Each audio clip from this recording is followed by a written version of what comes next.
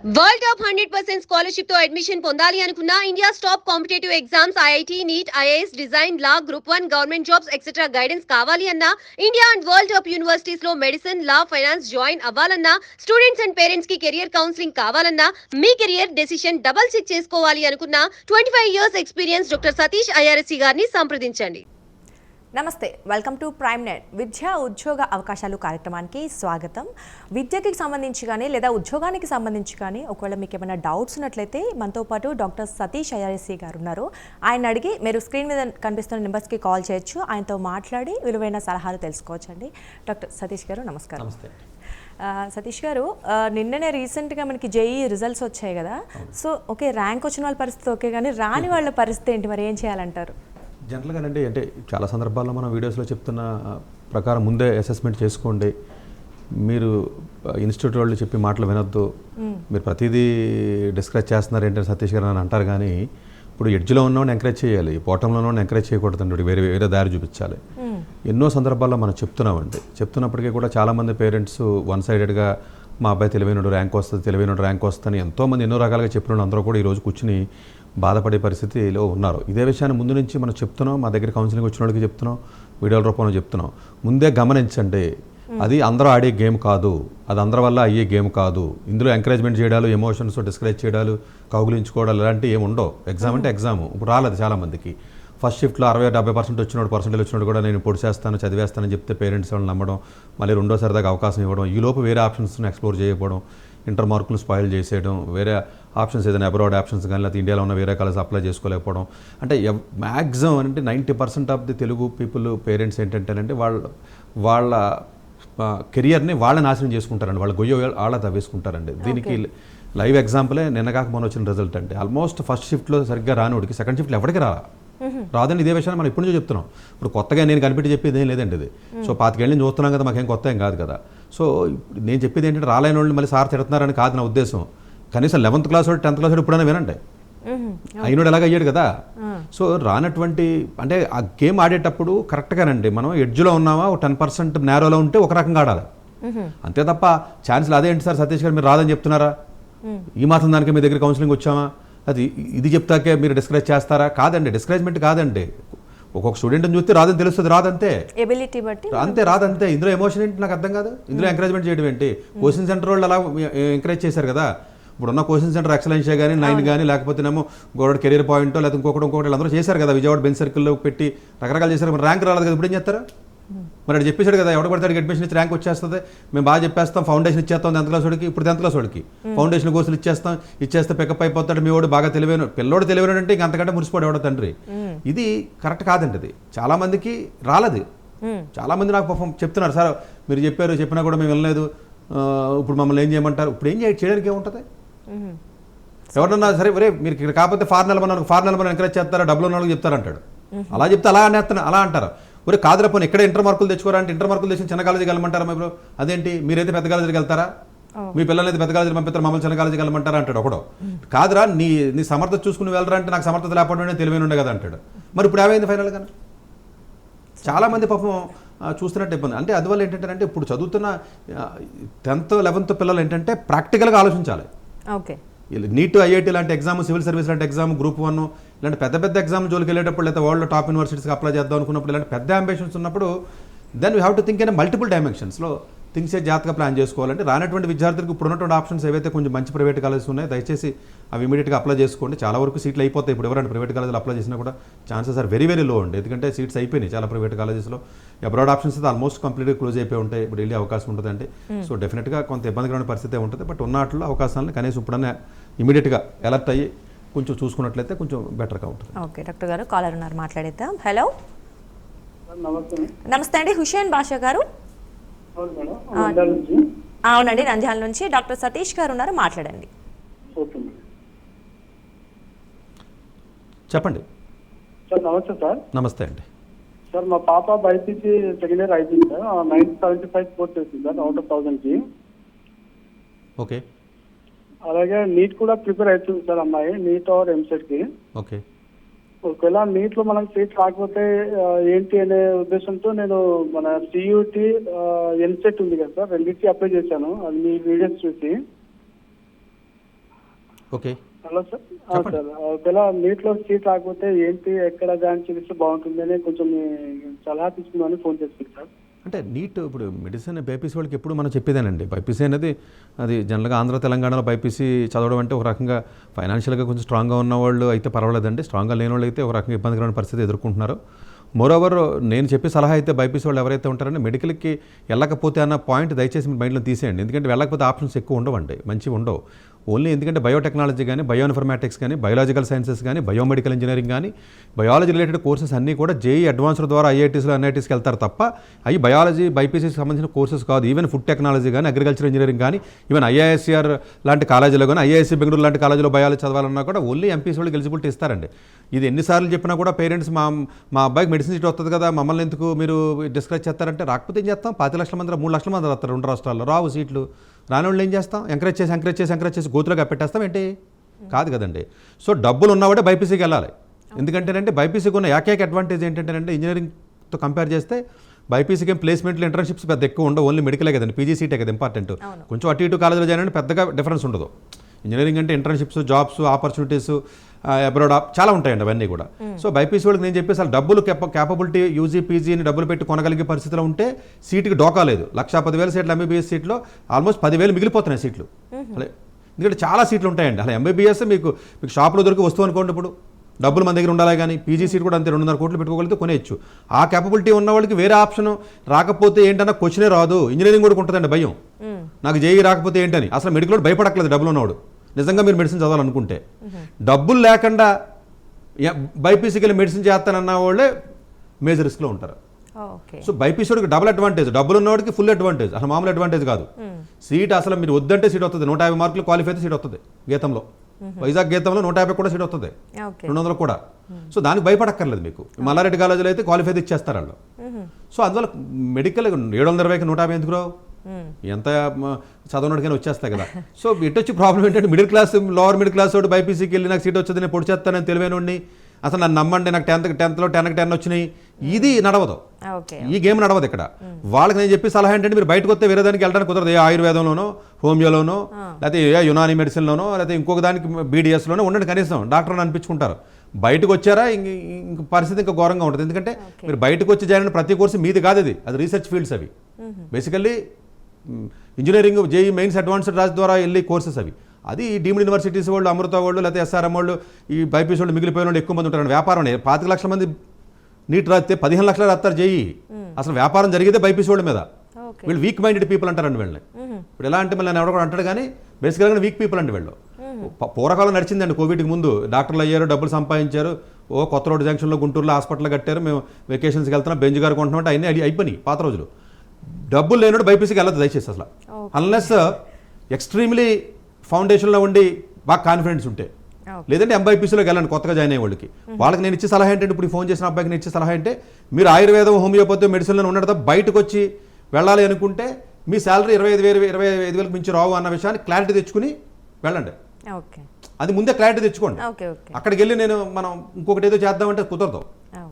వాళ్ళు అలాగే చెప్తారండి ఇన్స్టిట్యూట్ వాళ్ళు, ఫార్మా చదవంటే హైదరాబాద్లో ఫార్మా ఇన్స్టిట్యూట్లో ఉన్నాయి, రకరకాల చెప్తారండి, అయ్యొద్దు. సో వీళ్ళంత వరకు మెడికల్లోనే ఉండండి, నా ఉద్దేశం, బయటికి రావద్దు. Definitely sir. ఇంకో కాల్ ఉన్నారు. Hello hello hello hello hello Dwaraka garu? Hi madam. Dwaraka garu hi అండి. డాక్టర్ గారు ఉన్నారు, సతీష్ గారు మాట్లాడండి. Sir good afternoon sir. Good afternoon, చెప్పండి. సార్ మా అబ్బాయి నెక్స్ట్ ఇయర్ 10th వెళ్తున్నాడు. సో మా ఫ్యూచర్ ప్లాన్ ఏంటంటే ఎంపీసీ తీసుకొని ఏదైనా మంచి కాలేజ్లో చేర్పించాలనేది ప్లాన్. సో ఫర్దర్ గా వాళ్ళకు ఏ బెస్ట్, మేము బెంగళూరు నుంచి ఉన్నాం కాబట్టి ఇక్కడ రెసిడెన్స్ యాక్చువల్గా ఎక్కడ బెస్ట్ కాలేజ్ అని మీరు సజెస్ట్ చేస్తారు? లేదంటే హైదరాబాద్ అయితే బెస్ట్ కాలేజ్? బెస్ట్ కాలేజ్ దేనికంటే ఇంజనీరింగ్ అంటున్నారా లేకపోతే 12th అంటున్నారా? +2 +1 కానీ సిబిఎస్ఈ బోర్డు. ఓకే, అంటే బేసికల్గా 10thలోకి వచ్చినాడు కాబట్టి మరి అతను ఏదైనా ఫౌండేషన్లో ఉన్నట్లయితే కొంచెం అంత కొంత నాలెడ్జ్ గెయిన్ చేసుకుంటే బెటర్ అండి. నాలెడ్జ్ గెయిన్ చేయలేకపోతే కొంచెం ఇబ్బందికరమైన పరిస్థితి ఉంటుంది ఇప్పుడున్న కాంపిటీషన్కి. సో 11th 12th అతను ఎక్కడికి వెళ్ళాలి అన్న దేని బట్టి ఆధారపడి ఉంటుందంటే, అతను 10thలో ఎన్ని మార్కులు వచ్చినాయి, 10th వరకు అతనికి ఉన్నటువంటి బేసిక్ నాలెడ్జ్ ఏంటంటే టెస్ట్ పెట్టి తీసుకుంటారు వాళ్ళు, అంతలే కదండి. ఇప్పుడు జేఈకి ఇప్పుడు అనాలిసిస్ నేను మధ్యాహ్నం ఒక వీడియో చేస్తాను, నేను ప్రాబ్లీ ఈరోజు రేపు మీకు మన యూట్యూబ్ ఛానల్లో వస్తుంది. ప్రాబబ్లీ అసలు ర్యాంక్స్ ఎలాంటి వాళ్ళకి వస్తున్నాయి ఏంటి అన్నది నేను డీటెయిల్గా చెప్పాను. మీరు పేపర్లో చూసినట్టుగా పేపర్లో ర్యాంకులు అలా కనపడతాయి. వాడి కష్టం చాలా ముందు నుంచి ఉంటుంది. వాడిని చూసి నాకు ఫిడ్జోడికి ర్యాంక్ వచ్చింది, లేకపోతే ఏమో చైతన్యవాడికి వచ్చింది, నారాయణ కూడా వచ్చింది, నేను జాయిన్ అయిపోతే వచ్చేస్తుంది. ఇది నడవదండి. ఇది తెలియక అదంతా మార్కెటింగ్ డ్రామా. అదంతా యాక్చువల్గా రియాలిటీ వేరు ఉంటుంది. సో ఈ అబ్బాయి నార్మల్గా చదివిన విద్యార్థి అయితే నా సిన్సియర్ సలహా అయితే ఫస్ట్ సిబిఎస్ఈ 10th క్లాస్లో హైయెస్ట్ మార్క్స్ ఎంత పాజిబిలిటీ ఉంటే అంత పాజిబిలిటీ బోర్డులో మార్కులు పోగొట్టుకోకుండా ఉండాలి. ఇది ఫస్ట్ ఫండమెంటల్ అండి. ఎక్కడ ఓవర్ కాన్ఫిడెంట్గా ఉండకూడదు ఇది పేరెంట్. నాకు నేను ఐఐటీకి వెళ్తే నాకు 10th మార్కులు ఏంటి ఇలా పొగరగా మాట్లాడుతూ ఉంటారు పేరెంట్స్. అది నడవదు. అది దెబ్బ తగిలిసిన తర్వాత ఇప్పుడు రానోళ్ళు ఉన్నారు కదా, వాళ్ళకి ఫోన్ చేసి అడగండి. నిన్న మొన్న రిజల్ట్ రాక ఇంట్లో కూర్చొని బయటకు రాకుండా ఉన్నారు కదా, వాళ్ళు కరెక్ట్ ఆన్సర్ చెప్తారు వాళ్ళు. అందువల్ల 10th క్లాస్ మార్కులు పోగొట్టకూడదు. ఇప్పుడు 10th పోగొట్టాడంటే ఉన్న ఆప్షన్ మొత్తం పోతాయి. అంటే 10th బోర్డు సిబిఎస్ఈ కదండి, కొంచెం టఫ్గా ఉంటుంది అది. సో దాన్ని కేర్ఫుల్గా తీసుకుని అడిషనల్గా ఏదైనా మ్యాథ్స్ స్కిల్స్ కానీ ఫిజిక్స్ కానీ నేర్చుకున్నట్లయితే అప్పుడు ఉన్నటువంటి నాలెడ్జ్ బట్టి టెస్ట్ పెట్టి తీసుకుంటారు వాళ్ళు. సో దానికి అతను ఏమి హైదరాబాద్ వచ్చినంత మాత్రాన్ని మంచి సెక్షన్లు ఇవ్వకపోతే ఎక్కడ వచ్చినా ఉంటే, వైజాగ్లో ఉన్నా ఉంటే, శ్రీకాకుళంలో ఉన్నా ఉంటే, విజయనగరంలో ఉంటే, హైదరాబాద్ సిటీ కాబట్టి సిటీ వస్తే బాగుపడిపోతాడు, లేకపోతే బెంగళూరు సిటీ కాబట్టి వెళ్ళిపోతే బాగుపడిపోతారు. అలాంటి సిస్టమ్స్ ఉండవండి. ఎందుకంటే హైదరాబాద్లో ఈ టాప్ ఇన్స్టిట్యూట్స్కి 100 బ్రాంచ్లు ఉంటాయి. 100 బ్రాంచ్లో ర్యాంకులు ప్రొడ్యూస్ చేసిన ఈసారి ర్యాంకులు ప్రొడ్యూస్ చేసిన టాప్ 100లో మెయిన్స్ టాప్ 100లో ఒకే ఒక బ్రాంచ్కి 10 వచ్చినాయి. ఒకే ఒక బ్రాంచ్ కావూర్ హిల్స్ బ్రాంచ్ అంతే బస్. అంటే ఆ 10ని మొత్తం ఇండియా మొత్తం 700 బ్రాంచ్లు చెప్తారు వాళ్ళు. ఈ కామన్ సెన్స్ అన్న ఉండాలి కదా పేరెంట్స్కి. ఇది మనం చెప్పిన అర్థవాదాలకు ఉండదు అనుకోండి, మనం చెప్పిన ఉపయోగం లేదు. బట్ జనరల్గా ఏంటంటే అతను హైదరాబాద్ రావడం వల్ల బెనిఫిట్ ఉంటుందా అన్న పాయింట్కి ఆన్సర్ ఏంటంటే అతను ఏ లెవెల్ ఆఫ్ ఐక్యూలో ఉన్నాడో ఇతన్ని ఎవడ సీట్ ఇస్తాడు. టాప్ సెక్షన్ జనరల్గా టాప్ సెక్షన్ అంటే 2-3 crores ప్యాకేజ్ ఇస్తారండి ఫ్యాకల్టీకి. అలాంటి సెక్షన్లో అందరిని తీసుకోరండి. మేబీ అప్పుడు ఎగ్జామ్ పెడతారు అతనికి ప్రిపేర్ మ్యాథ్స్ ఫిజిక్స్ బాగా ప్రిపేర్ అయ్యి 10th లో మంచి స్కోర్ తెచ్చుకున్నట్లయితే జనరల్గా కొంచెం మంచి సెక్షన్లు ఇవ్వడానికి అవకాశాలు ఉంటాయి. ఓకే డాక్టర్ గారు, అలాగే 10th వచ్చింది కాబట్టి టాపిక్ అడుగుతున్నాను. అంటే జనరల్గా చాలా మందికి ఉండే డౌట్ అంటే 10th వరకు సిబిఎస్ఈ చదువుతారో లేదా స్టేట్ చదువుతారో పక్కన పెడితే తర్వాత అసలు స్టేట్ చదవాలా +1 +2కి సిబిఎస్ఈ చదవాలా? అది స్టూడెంట్ బట్టి ఉంటుందండి. కొంతమందికి స్టేట్ చదవాలి, కొంతమందికి ఎక్కువ కష్టపడి మనస్తత్వం ఉండదు, లేజీగా ఉంటారు. ఆ లేజీగా ఉన్న వాళ్ళందరూ తల్లిదండ్రులు మా అబ్బాయి తెలివైన పేరు పెట్టుకుంటారు. యాక్చువల్గా లేజీ అంటే తెలియక అలా వాడతారు, వాళ్ళకి అవగాహన లేక. ఈ లేజీగా ఉన్న స్టూడెంట్స్ స్టేట్లోకి వెళ్ళాలి వాళ్ళు. మరి సిబిఎస్ఈలోకి వెళ్ళారు అనుకోండి, అక్కడ మార్కులు పడిపోతాయి. ఆల్రెడీ సిబిఎస్ఈలో ఉంటే అక్కడ 78 వస్తే మాత్రం ఏం ఉపయోగం? మళ్ళీ సిబిఎస్ఈకి వస్తే మళ్ళీ 70 వస్తాయి అడిగి. ఏం ఉపయోగం మీకు? అప్పుడు బోర్డు డెఫినెట్ గా సిబిఎస్ఈ మంచి బోర్డు అని మేమే చెప్తాం అందరికీ. అందరికీ మంచిది కాదు, స్టూడెంట్ చూస్తేనే చెప్పగలనేమో నేను. ఇప్పుడు ఫేవర్ వస్తే అందరికి పారాసిటమాల్ ఇవ్వలేం కదా, ఇచ్చిన అన్ని ఒకే రకమైన కాంబినేషన్ ఇవ్వలేం కదా. బట్ ఇన్ జనరల్ గా సిబిఎస్ఈ మంచిదా స్టేట్ మంచిది అంటే సిబిఎస్ఈ మంచిది. డజంట్ మీన్ అందరికీ సిబిఎస్ఈ మంచిది అంటే కాదు. మీరు బండి నడపలేడండి, మీకు ఓపిక లేనివాడికి ఒక రకమైన బోర్డు వెళ్ళాలి కదా. సో ఐక్యూ లెవెల్స్ తెలివి ఉందని అనుకోవడం వేరండి, ప్రూవ్ చేయడం వేరు కదా. Of course yeah. అంటే మన మార్కుని బట్టి కూడా ఈ బోర్డుని డిసైడ్ చేసుకోవచ్చు అంటారా? సిబిఎస్ఈలో అతనికి 10th లో వచ్చిన మార్కులు బట్టి డిసైడ్ చేయొచ్చు. ఓకే అండి. ఓకే, ఇంకో కాలర్ ఉన్నారు. హలో. నమస్తే మేడం. నమస్తే వివేక్ గారు, చెప్పండి. సతీష్ గారు ఉన్నారు, మాట్లాడండి. Sir good afternoon sir. చెప్పండి సార్. ఇప్పుడు అన్ని జాబ్స్ రిప్లేస్ చేస్తుంది కదా, అలాగే designer design course jobs replace చేస్తున్నాయి. డిజైనా? అవును సార్, డిజైన్ జాబ్స్. డిజైన్లా కూడా బాగా క్రియేటివ్ ఫీల్డ్ అన్నీ కూడా అసలు కథ రాసి రైటర్ల దగ్గర నుంచి మొదలెడితే అసలు ఈ కనపడవు, సగం కనపడవు. అంటే ఎలా ఉంటుందంటే అండి, ఇప్పుడు IELTS ఎగ్జామ్ అని ఇంగ్లీష్ రాస్తారు పిల్లలు, అది జూలింగో. మనుషులు దాన్ని ఇవాల్యుయేట్ చేసేవారు. ఇప్పుడు ఏఐకి ఇంటిగ్రేట్ చేసేసారు దాన్ని రీసెంట్గా 1 week బ్యాక్. అంటే మ్యాక్సిమం మీకు ఆర్టిఫిషియల్ నారో ఇంటెలిజెన్స్ అంటే ఒక టాస్క్ ఇస్తే చేయడాన్ని నారో ఇంటెలిజెన్స్ అంటారు, ఏఎన్ఐ అంటారు దాన్ని. ఏజీఐ అంటే జనరల్ ఇంటెలిజెన్స్, మనిషితో సమానంగా. ఇప్పుడు కార్ డ్రైవింగ్ టెస్లా కూడా వచ్చింది, అంటే మనిషితో సమానంగా ఆలోచించడం. అంతే కదండి, డ్రైవర్ ఎలా చేస్తారో అలాగే చేస్తుంది కదా. It's called AGI. Now you are entering into ASI, artificial super intelligence. మనిషి 1000 లక్షల మంది మేధస్సులు కలిపి ఒక చోట ఉంటుంది. డిజైన్ చేసి క్రియేట్ చేసి ఒక బొమ్మ గీయాలనుకోండి, ఒక మనిషి కదా ఆలోచిస్తాడు. ఒక మనిషి అక్కర్లేదు, 1,00,000 మంది ఆలోచించిన బ్రెయిన్లు ఉన్నాయి మన దగ్గర. అంటే మనం కంప్యూటర్ నుంచి నేర్చుకున్నాం కదా ఇప్పుడు దాకా, మన దగ్గర నుంచి కంప్యూటర్ నేర్చుకుని లక్షల మందిని నేర్చుకుని మళ్ళీ ఇస్తుంది, అవుట్కమ్ ఇస్తుందండి. సో డిజైన్ ఫీల్డ్ కూడా ఎఫెక్ట్ పడుతుంది, బట్ క్రియేటివ్ ఫీల్డ్ బాగా ఎఫెక్ట్ పడుతుంది. మీరు క్రియేటివ్గా ఆలోచించి ఒక బొమ్మ వేయాలనుకోండి, ఒక ఐడియా రావాలనుకోండి, ఒక మనిషే కదా, మనిషి అవసరం లేదు ఇప్పుడు. అవసరం లేదు, టెక్నాలజీతో భయపడడానికి అది అవసరం లేదంతే. ఓకే. ఇది రియాలిటీ. ఇది కాకపోతే ఏంటంటే high level meetings, high level పాడ్కాస్ట్లు కానీ, హై లెవెల్ కాన్ఫరెన్స్లో లేకపోతే ఆర్టికల్స్ కానీ, జర్నల్స్ కానీ చదవరు కాబట్టి జనాలకు అవగాహన ఉండదు. జనాలు మాట్లాడేది కామన్ సెన్స్, నేను మాట్లాడేది with evidence. There is a lot of difference. Okay. మీకు కామన్ సెన్స్ ఉంటుంది, కామన్ సెన్స్తో మీకు తెలిసింది కరెక్ట్ అనుకుంటారు మీరు. కాదండి, జనరల్గా అతను అడిగిన క్వశ్చన్కి అయితే మాత్రం డిజైన్ ఫీల్డ్ కూడా మీకు ఎఫెక్ట్ పడుతుంది, అందులో డౌటే లేదు. ప్రొడక్ట్ డిజైన్ అని ఉంటుందండి. ఇప్పుడు యూసీడ్ ఎగ్జామ్ రాసి ఐఐటీలో చదువుతారు చూసారు, దానికి ఎఫెక్ట్ ఎక్కువ పడదు. ఓకే. మీరు ఏదో డిజైన్ కోర్స్కి వెళ్ళి ఏదో చదివి నేను క్రియేటివ్ థాట్ ఉంది నా దగ్గర అది ఇది అని అంటే కాదంటే అది ఎఫెక్ట్ పడుతుందండి. పడకపోవడం సమస్య లేదు.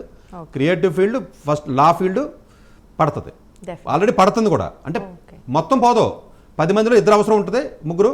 మిగిలిన వాళ్ళు ఏమవుతారన్న దానికి ఆన్సర్ ఏంటంటే అంటే సపరేట్గా నేను వీడియోలో చెప్పాను. ప్రాబ్లం వేరే కొత్త జాబ్స్ క్రియేట్ అవుతాయి.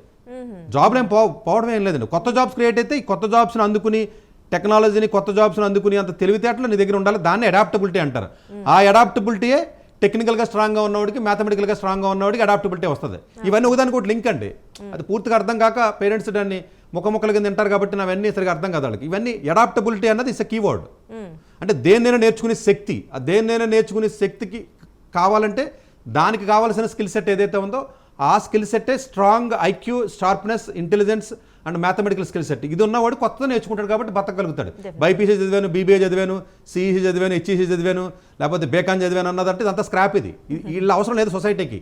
సో కొంచెం హార్ష్గా చెప్పాను, నా స్టైల్ అంతే కాబట్టి. బట్ ఫ్యాక్ట్ తెలుసుకోండి. సార్ తిట్టారు అనద్దు, ఒక్కొక్కటి స్టైల్ ఒక రకంగా ఉంటుంది కదా, స్టైల్ని యాక్సెప్ట్ చేయండి, లేకపోతే మానేయండి, వింటాం అంతే. ఓకే డాక్టర్ గారు, ఇంకో కాలర్ ఉన్నారు. హలో. హలో, నమస్తే మేడం. నమస్తే, నాగభూషణం గారు, చిత్తూరు నుంచి కదా? అవును మేడం. ఎస్, డాక్టర్ సతీష్ గారు ఉన్నారు, మాట్లాడండి. సార్ నమస్తే. సార్ నమస్తే అండి. సార్ మా బాబు నా తిరుపతి నారాయణ స్కూల్లో 7th నుంచి ఐఐటి ఫౌండేషన్ లో చదువుతున్నాను సార్. ఓకే. ప్రెసెంట్ 9th అయిపోతుంది. స్టార్ అని టాప్ బ్రాంచ్ లో ఉన్నాడు సార్. ఓకే. కాకపోతే బాబుకి ఏంటంటే ఇప్పుడు ఒక అది 37% నుంచి ఇప్పుడు 33 యావరేజ్ ఉంది సార్ దాంట్లో. ఓకే. అడ్వాన్స్ లో. ఓకే. మెయిన్స్ లో 50 యావరేజ్ ఉంది సార్. ఓకే. మా బాబుని ఈ అడ్వాన్స్ ఏమైనా చేయగలుగుతాడా? వేరే మనం ఏమైనా గ్రూప్ ఏమైనా డైవర్ట్ చేద్దామని మిమ్మల్ని సజెషన్ అడగామని సార్. అవును, మీరు నారాయణలో ఏ పేపర్ రాస్తాడు? ఏ స్టారా, ఏనా, బీనా? ఏ కాకుండా ఏ స్టార్ సార్, ఏ స్టార్ పేపర్ సార్. ఏ స్టార్ ఉంచండి, అతను అడ్వాన్స్ ఫీల్డ్ పనికి వస్తాడు. వాడిని మీరు డిస్టర్బ్ చేసి కొత్త ప్లాన్లు వేయద్దు కండి. Is in the right track only. Problem కొంచెం పెర్ఫార్మెన్స్ పెంచుకుంటే బాగానే ఉంటుందండి. ఈజ్ ఇన్ రైట్ ట్రాక్ ఉంది. ఓకే. సో ఓకే అండి. అలాగే డాక్టర్ గారు, అంటే సతీష్ గారు, మనకు వచ్చిన చాలామందికి డౌట్ ఏంటంటే మనం ఒకటి అవుదాం అనుకుంటాం, గోల్ ఉంటుంది. సో ఆ గోల్ అనేది అసలు ఏ క్లాస్ నుంచి దానికి సంబంధించిన ప్రణాళిక సిద్ధం చేసుకుంటూ ఉండాలి మనం? గోల్ ఎక్కువ వాళ్ళు, డ్రీమ్ ఎక్కువ వాళ్ళు ఏం సాధించరండి లైఫ్లో. జనరల్గా ఎక్కువగా అంబిషన్స్, ఇంట్రెస్ట్ అని, ప్యాషన్ అన్నవాడు సాధించరండి. ఇది కొంచెం అందరికంటే వ్యతిరేకంగా కాంట్రాస్ట్గా ఉంటుంది నా స్టేట్మెంట్ ఇది. కసి ఉన్నవాడు, బాగా ఎబిలిటీ ఉన్నవాడు, వర్క్ చేసినోడు, మాటలు కాకుండా చేతలతో చూపించినోడు జనరల్గా ఉంటుందండి. అందువల్ల ఏంటంటే గోల్ పెట్టుకోవడం ఏముందండి నిమిషం. అబ్దుల్ కలాం గారు చెప్పారు కదండి, డ్రీమ్ ఏముందండి, ఎవడ పడితే ఆడే కనొచ్చు. డ్రీమ్లు, గోల్స్ అన్నది it's a loose and general word అండి అది. అది కాదండి. గోల్ ఎప్పటి నుంచి పెట్టుకోవడం కాదండి. 8th క్లాస్ చదువుతున్నాడు, 8th క్లాస్ నాలెడ్జ్ రావాలి, 7th నాలెడ్జ్ కావాలి. నేను డిగ్రీ తర్వాత ఏదో పెట్టుకుంటానని గోల్ పెట్టడం ఏంటి? నేను 1000 కోట్ల వ్యాపారం చేస్తాను, స్టార్ట్అప్ చేస్తాను, లేకపోతే నేను ఐఐటి ముంబైకి వెళ్తాను, లేకపోతే నేను ఇదేదో చేస్తాను, లేదా ఫారెన్ వెళ్ళి రోబోటిక్స్లో ఏదో చేస్తాను, లేదా ఇప్పటి నుంచి కంప్యూటర్ సైన్స్ నేర్చుకుని ప్రోగ్రామింగ్ చేస్తాను. ఇవి జనరల్గా అవగాహన లేక చేసే పనులండి. గోల్ పెట్టుకోవడం కాదండి. మీరు చదువుతున్న ఏజ్లో ఆ ఏజ్కి రావాల్సిన నాలెడ్జ్లో ఆ ఏజ్కి కష్టపడవలసిన కష్టాన్ని పడుతూ నాలెడ్జ్ని చేయాలి తప్ప గోల్ పెట్టి ఇప్పుడు రిలాక్స్ అయ్యే విధానం తప్పు. గోల్ పెట్టి ఇప్పుడు రిలాక్స్ అవుతాడు. యాక్చువల్లీ మీరు ఏమంటారు, గోల్ పెట్టి చదువుతాడంటారా? గోల్ ఉన్నోడు రిలాక్స్ అవుతాడండి, సీరియస్గా ఉన్నోడు చదువుతాడు. ఎందుకంటే గోల్ ఎప్పుడు 20 ఏళ్ళ తర్వాత. అది గోల్ అన్న వర్డ్కి మీనింగ్ ఏంటి? 10 ఏళ్ళ తర్వాత ఏం చేయాలి, 15 ఏళ్ళ తర్వాత ఏం చేయాలి కదా. రిలాక్స్గా హ్యాపీగా తన్ని సోఫాలో కూర్చొని టీవీలో, మొబైల్లో కూర్చుంటాడు. నేను ఏం చేస్తున్నారు అంటే నేను కంప్యూటర్ ప్రోగ్రామ్ మొన్నడో చెప్తున్నాను నా దగ్గర వచ్చి, కంప్యూటర్ ప్రోగ్రామ్ బాగా నేర్చుకుంటున్నానండి. నేను అసలు నెంబర్ 1 కంప్యూటర్ సైన్స్ చదువుతాను. కంప్యూటర్ ఇంజనీరింగ్ నీకెందుకురా? నువ్వు వెళ్ళవలసింది జేఈ ఎగ్జామ్ రాయాలి, దానికి కంప్యూటర్ సైన్స్ అక్కర్లేదు కదా, నాలెడ్జ్ వెళ్ళిందరూ చదవాలి కదా. వీడు ముందే చదువుతున్నావు, నాకు గోల్ ఇది అంటాడు. నువ్వు చదవాల్సింది కెమిస్ట్రీ, ఫిజిక్స్. సో ఇది గోలు. ఇవి జనరల్గా ప్రతి ఒడి దగ్గర కూడా గోల్ ఉంటుందండి. ఏం ఉపయోగం? గోల్ లేని డౌట్ ప్రపంచంలో 800 కోర్స్ పీపుల్కి గోల్ ఉంటుందండి. గోల్ని అచీవ్ చేసేవాడు 2% ఉంటారండి. ఆ 2% ఎవరంటే ఆడు వర్క్ చేసేవాడు. వర్క్ ఎలా చేస్తాడు? వాడు అనుకున్న దాన్ని మ్యాచ్ చేస్తాడండి వాడు. అది మాట్లాడండి. జనరల్గా ఎక్కువగా మాట్లాడి ఎక్కువ కౌరులు చెప్పి నాకు తెలివి ఎక్కువ ఉంది, అది చేస్తాను, ఆ వ్యాపారం చేస్తాను, ఈ వ్యాపారం చేస్తాను, నేను సైంటిస్ట్ని అవుతాను, నేను నాసాకి వెళ్తాను, లేకపోతే నేను పైలట్ అవుతాను, లేకపోతే ఎన్డీఏకి ఆఫీసర్ని అవుతాను, ఐఏఎస్ అవుతాను, ఐపీఎస్ అవుతాను, ఎంటర్ప్రైజర్ని అవుతాను, ఇలాగ మాట్లాడేవాళ్ళు జనరల్గా సాధించడం నా జీవితంలో చూడదు నేను. రేర్ కేసెస్ అండి, ఏమైనా ఉంటే ఒకటి ఉంటాయి. అది కాదు 7th క్లాస్ చదువుతాను కదా, 7th క్లాస్ గురించి మాట్లాడాలి మనం. ఓకే అంతే. ఎయిత్ కూడా ఎయిత్ గురించి మాట్లాడాలి, ఆడు కరెక్ట్ అండి. ఓకే అండి, డెఫినెట్లీ. లాంగ్ టర్మ్ విజన్ ఉండడం వేరండి. అవును. విజన్ ఇస్ డిఫరెంట్ అండి, డిఫరెంట్ ఆస్పెక్ట్. నాకు కరెక్ట్గా 4 భాగాహారాలు రానోడి గోల్ ఏంటి? అవును. సో అంతే అంతే ఏ కదండి. రోజులు అంటే ఇప్పుడు 7వ తరగతి 4 భాగాహారాలు చెప్పాలంటే ఒక 1/5 అంతా అంటారు చెప్పలేకపోతాడు అనుకో, ఇంకా గోల్ ఏంటి అడిగి? అవును. ఇవన్నీ ఫ్యాన్సీ వర్డ్స్ అండి, విజనల్గా these are called fancy words అంటారు, ఫ్యాంటసీ వర్డ్ ఇది. ఓకే అండి, కాలర్ ఉన్నారు. Hello hello hello, Rambabu garu Nalgonda నుంచి కదా? మేడం నమస్తే. ఎస్, నమస్తే అండి. సతీష్ గారు ఉన్నారు, మాట్లాడండి. మేడం చెప్పండి సార్. నమస్కారం సార్. చెప్పండి సార్ బాబు బీటెక్ ఫైనల్ అయ్యారు సార్. ఓకే. బీటెక్ ఫైనల్ అయ్యారు సార్. నెక్స్ట్ మేము సివిల్స్ పంపిద్దాం అనుకుంటున్నాం సార్. ఎట్లా ఉంటుంది సార్? ఎక్కడికండి? సివిల్ సర్వీస్ పంపిద్దాం కోచింగ్ అనుకుంటున్నాం సార్. ఎక్కడ చదువుతున్నాడు బాబు? అమృత యూనివర్సిటీ సార్, కోయంబత్తూరు. ఎక్కడ జీపీ ఎంత వచ్చిందండి అబ్బాయికి? Sir 9.8 sir. ఓకే. కాదండి, అతను జాబ్కి పంపించండి. జాబ్ చేస్తూ అతను ప్రిపేర్ అయిన తర్వాత ఒక 2 years కానీ 1 year కానీ ఒక 80% 90% సిలబస్ అది ఓన్గా ప్రిపేర్ అయిన తర్వాత దెన్ ఈ కెన్ టేక్ ఏ ప్లాన్. అంతే తప్ప ఇప్పుడు డైరెక్ట్గా మీరు అతను సివిల్ సర్వీస్ లాంటివి పంపిస్తే మాత్రం అది జనరల్గా అడ్వైజబుల్ కాదండి, రిస్క్ అంటే అది. సో ఈ has to join in the job. అతనికి ఇండస్ట్రీ ఎక్స్పీరియన్స్ కూడా తెచ్చుకుంటూ ప్యారల్గా డైలీ ఒక 4 hours చొప్పున చదివినట్లయితే ఆల్రెడీ ఒక 80% 70% సిలబస్ కంప్లీట్ చేసేసి ఉంటే పర్వాలేదండి. అందువల్ల ఏంటంటే ప్రాబబ్లీ ఇప్పుడున్న ప్రజెంట్ మార్కెట్లో బ్లైండ్ రిస్క్ చేయకూడదు, ఎందుకంటే వేకెన్సీస్ చాలా తక్కువ ఉంటాయండి. మనం డిస్కస్ చేయడం కాదు, కానీ అతను జాబ్ చేసుకుంటూ చక్కగా చదువుకోవచ్చు. చాలామంది ఇప్పుడు మేము మాకు ప్రొఫెషనల్ ఆఫీసర్స్ ట్రైనింగ్ వస్తారు మా దగ్గరికి, సెలెక్ట్ అయిన అందరూ ఎన్నో 100 మందిని చూసుంటారండి. మెజారిటీ ఆఫ్ ది కేసెస్లో ఒక 80% of the people already job చేస్తూ ఉంటారండి. వాళ్ళు ఖాళీగా ఉండి సివిల్ సర్వీస్ చదివి నేను BA చదువుతాను, బేకాన్ చదువుతాను, ఢిల్లీలో కోచింగ్లో చదువుతాను అన్న వాళ్ళు జనరల్గా వాళ్ళు ఎప్పుడు రోడ్ల మీద కనపడతారు. ఆర్టీసీ క్రాస్ రోడ్స్లో, ఢిల్లీలో రాజేంద్ర నగర్లోను, బెంచ్ సర్కిల్లో తప్ప రియల్గా అంటే సివిల్ సర్వీస్ లాంటి ఎగ్జామ్ రాయాలంటే స్కిల్స్ రావాలంటే కొంత జాబ్ చేసినప్పుడు కూడా కొంత ఆ రకమైనటువంటి మెచ్యూరిటీ లెవెల్ పెరుగుద్ది. కాబట్టి అంటే జనరల్గా కొంచెం మంచి జాబ్ వస్తే ఈ పిల్లోడు ఎవరైతే ఉన్నారో జాబ్ చేసుకుంటూ కొంచెం లైట్ జాబ్ అంటే కొంచెం మరీ హెవీలే కాకుండా డైలీ ఒక 4 to 6 hours కానీ అతను ప్లాన్ చేసుకుంటే holidays Saturday Sunday full time daily 12 hours అది కానీ కొంచెం డిసిప్లైన్గా కానీ 1 to 1 year కానీ మెయింటైన్ చేయగలిగితే then he will get a confidence. Okay, నేను చేయగలుగుతున్నాను, జాబ్ చేస్తూ కూడా నేను చేయగలిగాను, సాటర్డే సండే కూడా డిసిప్లైన్గా చదవగలిగాను, సో నేను ఇంత సిలబస్ అవ చేయగలిగాను, దెన్ ఓకే నేను I can take a some small risk. So blind risk is different, calculated risk is different. So is talking about the blind risk, నేను చెప్పింది క్యాలిక్యులేటెడ్ రిస్క్, అది తేడా. ఓకే, డెఫినెట్లీ హార్డ్ వర్క్ అనేది matters కదా. So call రెడీగా ఉన్నారు. Hello hello, Ramadevi గారు కర్ణాటక నుంచి. అవునండి. ఓకే రమాదేవి గారు, సతీష్ గారు ఉన్నారు, మాట్లాడండి. ఓకే అండి, నమస్తే సార్. నమస్తే అండి. సార్, అది మీ వీడియోస్ అనేవి చూస్తుంటాం, చాలా బాగా చెప్తున్నారు సార్. ఇప్పుడు ఎడ్యుకేషన్ గురించి పిల్లలు ఏ స్టెప్కి వెళ్ళాలని చాలా మంది పేరెంట్స్ కి ఐడియా ఉండదు, కానీ పిల్లలు చెప్తున్న సజెషన్ తీసుకుని వెళ్ళిపోతా ఉంటారు. లైఫ్ తర్వాత ఏం చేయాలో తెలియదు, కానీ అలాంటి వాళ్ళకి మీరు మంచి సజెషన్ ఇస్తున్నారు సార్, చాలా థ్యాంక్ యూ. థ్యాంక్ యూ అండి. మా అమ్మాయి సార్ 10th చదివింది, ఇంకా రిజల్ట్స్ రాలేదు. ICSE చదివింది. ఓకే. తను సార్ తన పర్సెంటేజ్ మీటర్ లో 75 నుంచి 80 బిలో ఉంటుంది తనది. బట్ తను ఏంటంటే తనకు ఐడియా లేదు నేను ఏం తీసుకోవాలి ఏంటి అనేది. బట్ ఫ్రెండ్స్ బట్టి తను PCMBకి వెళ్తాను. తనకి బయాలజీ ఈజీ సార్ కొంచెం. ఎక్కడికి వెళ్తానంటుందండి? అర్థం పడలేదు. కొంచెం గట్టిగా చెప్పండి. ఎక్కడికి వెళ్తానంటుందండి? PCMB తీసుకుంటాను నేను. బయాలజీ ఈజీగానే ఉంటుంది కదా, నాకు ఇష్టమైన సబ్జెక్ట్ అంటే PCMBకి వెళ్తాను అంటుంటాను. ముందు ఏం చేయాలని తనకు ఐడియా లేదు అది సార్. మేమేమంటున్నామంటే PCMC తీసుకో అంటున్నాము, తను PCMB అంటుంది. బట్ ఏం తీసుకుంటే ఈ రెండు కాదు కానీ సార్ మీ సజెషన్ చెప్పాలి నాకు. అంటే లైఫ్ ఏది తీసుకుంటే బెటర్ గా ఉంటుంది షార్ట్ టైంలో, వాళ్ళు మంచి ఒక ప్యాకేజ్ లో లైఫ్ సెటిల్ అవ్వాలి, ఒక వాల్యుయేబుల్ జాబ్ ఉండాలని నా కోరిక. అదే PCMB మంచి స్ట్రీమ్ అండి, డెఫినెట్గా అన్ని కంట్రీస్లోనూ ఎక్సెప్ట్ ఇండియా. బట్ మన రాష్ట్రాల్లో తప్పండి. 11th 12th students majority of the కంట్రీస్లోనండి జనరల్గా PCMB అందరూ చదువుతారు 11th 12th. తప్ప మనకే కొంచెం ఇలా BPC MPC అంటారు తప్పండి. ఆల్మోస్ట్ చాలా కంట్రీస్లో యూరోపియన్ కంట్రీస్ కానీ, ఈవెన్ చైనా కానీ, అదర్ ఏషియన్ కంట్రీస్ కానీ, సింగపూర్ కానీ జనరల్గానే సైన్స్ చదువుతారండి అందరూ కూడా. అలాగే వాళ్ళ సబ్జెక్ట్స్ మళ్ళీ 5 కాదండి 7, 8 కూడా చదువుతూ ఉంటారు వాళ్ళు యాక్చువల్గా. దాంట్లో అన్ని సైన్స్ చదువుతారు. PCMB మంచిదేనండి. సో ICSE చదువుతుంది కాబట్టి ఆమె బోర్డు కూడా మంచిదే. ప్రాబబ్లీ అంటే దేనికి వెళ్ళాలో క్లారిటీ లేకపోవడం అన్న పర్స్పెక్టివ్లో అంటే వాళ్ళకు ఉన్న ఆప్షన్స్ అన్నీ అంటే ఒకవేళ సరైనటువంటి అంత స్ట్రాంగ్ ఫౌండేషన్ లేదు, లేకపోతేనేమో మరి ఏదైనా నీట్ లేకపోతే వాళ్ళకున్న రిజర్వేషన్ ఏంటి, వాళ్ళకున్న ఫైనాన్షియల్ ఎబిలిటీ ఏంటి, ఇవి కూడా చూసుకోవాలి కదండి. ఇట్స్ నాట్ దట్ సింపుల్గా మనం చెప్పడం కాదు. మేబీ అంటే నేను కొంచెం పర్సనల్ డీటెయిల్గా చూస్తే చెప్పగలమేమో. మేబీ ఆ స్టూడెంట్ని తీసుకొస్తే ఒకసారి నేను పర్సనల్గా చూసి మాట్లాడగలను. బట్ స్టిల్ నేను చెప్పేది అయితే మాత్రం సో PCMB తీసుకోవచ్చండి, మంచిదే. కాకపోతే ఏంటంటే ఏదో ఒక ఎగ్జామ్ని మీరు అటాచ్ చేసుకోవాలి దాని ప్రిపరేషన్కి. ఓకే. అంటే క్లాట్ కానీ UCD లేకపోతే NID లేకపోతే ఏదో ఒక ఎగ్జామ్ అండి. ఒక ఎగ్జామ్ని ఇండియాలోనంటే ఒక మంచి ప్లేస్కి వెళ్ళాలంటే ఏదో ఒక ఎగ్జామ్ రాయవలసిందే. జనాభా ఎక్కువ అండి, మనకి ఆపర్చునిటీస్ తక్కువ అండి. సో ఎప్పుడు 10% ఆఫ్ ది పీపుల్కి మాత్రమే సీట్లు ఉద్యోగాలు వస్తాయి. అందరిని మోటివేట్ చేసినంత మాత్రం 100 మందికి సీట్లు ఇవ్వరు. డెఫినెట్లీ. అంతే కదండి, క్లాస్లో 100 మంది ఉన్నారండి, 100 మందికి చెప్తే 100 మందికి సీట్లు ఎందుకు ఇస్తారు? ఉండదు. బట్ అది అందువల్ల ఏంటంటేనండి జనరల్గా అంటే ఏదో ఒక ఎగ్జామ్ని మీరు అటాచ్ చేసుకున్న ఎగ్జామ్లో సక్సెస్ అయితేనే బెటర్ ప్లేస్కి వెళ్ళే అవకాశం ఉంటుంది. లేదు అనుకుంటే బోర్డులో హైయెస్ట్ లెవెల్ ఆఫ్ మార్క్స్ వస్తే అన్న అవకాశం ఉంటుంది. ఈ రెండు లేకుండా మీరు వెళ్ళాలి అంటే లాస్ట్ ఆప్షన్ మేనేజ్మెంట్ కూడా డబ్బులతో వెళ్ళాలి. ఇది లేదంటే అబ్రాడ్, దానికి మళ్ళీ స్కోర్స్ కావాలి. ఇట్లాగే ఏదో ఒక ఆప్షన్ తీసుకోవాలి. బట్ వాళ్ళకున్న అదర్ కండిషన్స్ నాకు తెలియదు కాబట్టి నేను చెప్పలేను. బట్ ఉన్న ఈ 4 ఒకటి తీసుకోవాలండి. ఏదో ఒక కాంపిటేటివ్ ఎగ్జామ్ చూసుకోండి. ఇన్ జనరల్గా ఇలాంటి వాళ్ళు క్లాట్ ఎగ్జామ్ కానీ జనరల్గా NIDస్కి కానీ సూట్ అవుతూ ఉంటారండి వాళ్ళు. ఓకే. అంటే సాధారణంగా మనకి వచ్చే మార్క్స్ని బట్టి కూడా మార్క్స్ బట్టి కూడా కొంత అసెస్మెంట్ చేస్తాం కదండి. ఇప్పుడు అమ్మాయి ICSE చదువుతుంది, 10th వచ్చి మార్క్స్ బట్టి కూడా కొంత మనం హార్డ్ వర్క్ని మనం చేయొచ్చు. అంటే నేను తెలివైన మార్కులు రాలేదంటే ఎవడ ఎండగాని మార్కులే దాని కొలతేనండి అంతే.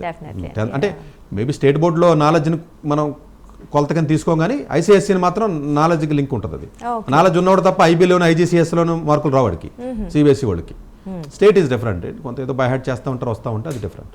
ఓకే డాక్టర్ గారు, చాలా చక్కగా మా కాలర్స్ అందరికీ విలువైన సలహాలు సూచనలు ఇచ్చారండి. Thank you so much. Thank you. చూసారు కదండి, ఇది ఇవాల్టి విద్యా ఉద్యోగ అవకాశాలు కార్యక్రమం. డాక్టర్ గారు చాలా చక్కగా ఏమైనా విద్యకు సంబంధించి కానీ ఉద్యోగాలకు సంబంధించి కానీ ఎటువంటి డౌట్స్ ఉన్నప్పటికీ చాలా చక్కగా వివరిస్తారు. డాక్టర్ ఏ సతీష్ గారు ఏపీ తెలంగాణ విద్యార్థులకు సుపరిచితమైన పేరు. సతీష్ గారు 2001 UPSC పరీక్షల్లో ఉత్తీర్ణులై ఇండియన్ రైల్వే విభాగంలో ఉద్యోగం సాధించారు.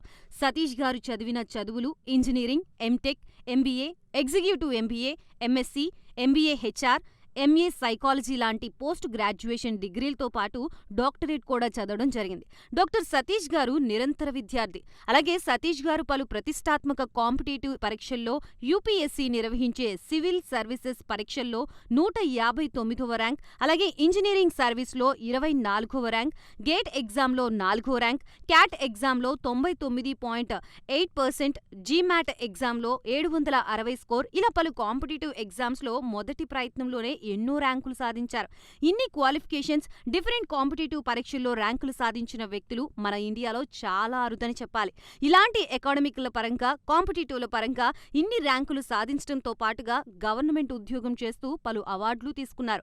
సతీష్ గారికి జనరల్ మేనేజర్ అవార్డు జోనల్ లెవెల్లో, ఆల్ ఇండియా లెవెల్లో నేషనల్ లైఫ్ టైమ్ అచీవ్మెంట్ గుర్తింపులు దక్కాయి. అప్రిసియేషన్ ఆఫ్ ప్రెసిడెంట్ ఇండియా నుంచి గానీ lifetime Sevasri award from Andhra Pradesh మంత్రుల నుంచి అందుకున్నారు. వీటితో పాటు పలు రకాల అవార్డులు అందుకున్నారు. ఎన్నో ప్రతిష్టాత్మక ఆర్గనైజర్స్ సంస్థలో పర్మనెంట్ మెంబర్గా ఉన్నారు. కష్టపడి పైకి వచ్చిన వ్యక్తి కావడం వల్ల గత 20 సంవత్సరాల నుంచి ఎంతో మంది చిన్నపిల్లల దగ్గర నుండి 5, 6 తరగతి విద్యార్థుల నుంచి పెద్ద పెద్ద PG, PhD కాలేజీలకు వెళుతూ విద్యార్థులకి అవగాహన కల్పిస్తూ ఉంటారు. ప్రతి విషయంపైన డాక్టర్ సతీష్ గారు స్పష్టమైన అవగాహన కలిగి ఉన్నారు. డాక్టర్ సతీష్ బలంగా నమ్మే సూత్రం ఏంటంటే అవేర్నెస్ ఈజ్ ఎవ్రీథింగ్.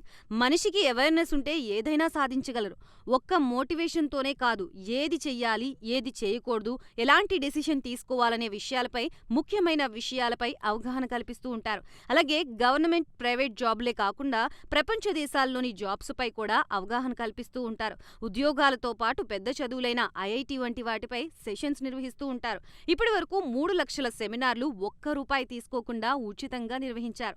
ఇందులో భాగంగా మన ప్రైమ్ 9 ద్వారా విద్యార్థులకి మోటివేషన్ ఇవ్వడానికి మీ ముందుకు వస్తున్నారు doctor Satish garu. World top 100% scholarship తో అడ్మిషన్ పొందాలి అనుకున్నా India top competitive exams IIT, NEET, IAS, design, law, group 1, government jobs etcetera guidance కావాలి అన్నా, India and world top universities లో మెడిసిన్, లా, ఫైనాన్స్ జాయిన్ అవ్వాలన్నా, స్టూడెంట్స్ అండ్ పేరెంట్స్ కి career counselling కావాలన్నా, మీ కెరియర్ డెసిషన్ డబుల్ చెక్ చేసుకోవాలి అనుకున్నా 25 years experience doctor Satish IRSC గారిని సంప్రదించండి.